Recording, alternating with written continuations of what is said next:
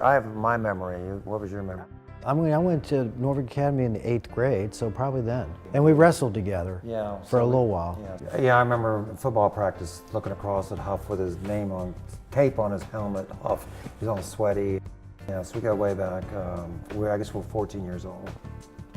And I'm 64 now, so it's been, for me, 50 years. Gosh.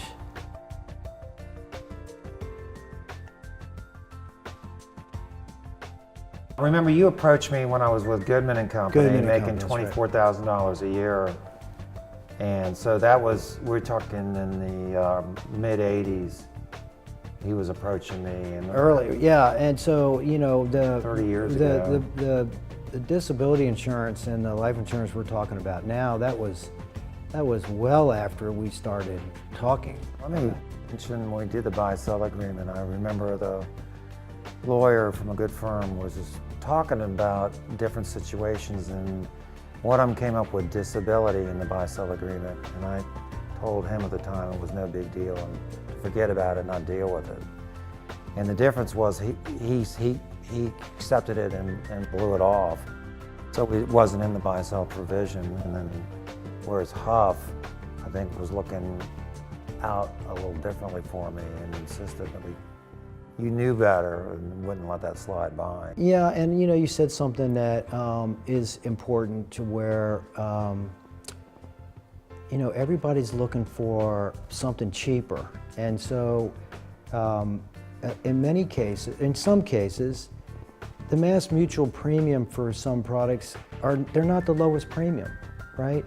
And so you say, well, why should I pay more? Well, the financial strength of a financial institution, the financial strength of an insurance company, their philosophy of how they treat people, it's a big intangible from my choice of who I do business with. I don't want to have to apologize, you know, for having made a bad choice of dealing with another company that, you know, their product is 10% less or 20% less. I don't really care. I mean, we'll talk about that, but you know, at the end of the day, most people, they don't look to buy the cheapest. You know, it's not just a money decision. This is an emotional decision. You know, I think that in the business setting, it's a little different because I have the ability to say, you know, first of all, we know Army needs an income if he becomes disabled, right? But what's the partner going to do?